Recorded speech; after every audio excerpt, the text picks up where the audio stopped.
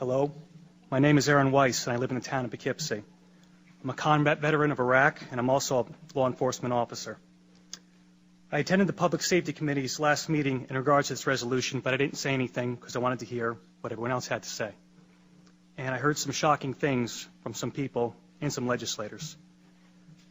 They said that it took a lot of courage to pass this SAFE Act. Apparently my definition of courage differs from yours. You see, if it was really so courageous a bill and it took so much courage to pass it, then why was it done in the middle of the night when no one could see it or read it? That's not courage. That's a mafia-style sit-down to divvy up what's good for the bosses. Courage is taking the right and true course of action, not the politically expedient one. And anyone who is proud of this law must also be proud of the Patriot Act, the TSA, imprisoning Japanese citizens in World War II, since all these actions were spurred on by emotional fear and rammed through in the name of public safety. Another issue is the insistence of certain people to stand on the graves of dead children and challenge those that disagree to say it to the parents' faces. Well, I, for one, will pick up that gauntlet. First off, why is dead children your battle cry?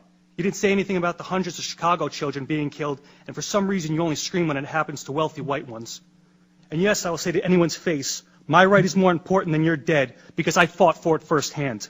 I washed the blood of my friends out of my Humvee, and I picked up their mangled bodies, and I fought day in and day out. I did more things that you people can't imagine. So yeah, my right trumps your dead. I earned it in blood. I gave up a lot for this country, including my youth, and better men than me gave up a whole lot more, so that all you, myself included, could enjoy the rights that are guaranteed to us in our Constitution and Bill of Rights. And we didn't go through all that to come back home and watch the surrender of what we fought for happen based on the demented actions of a couple madmen. So in closing, I would like to address specifically the legislators we all know who are going to vote against this resolution. I understand you will vote against this resolution based on some misguided sense of the public good.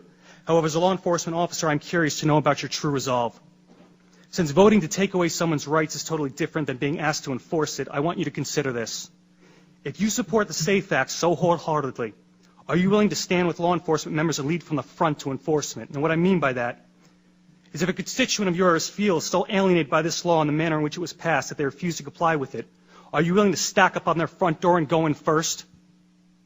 I bet if a clause was in this bill that required you, the elected leadership, our elected leaders, to go in the door first, I bet you would not be so steadfast.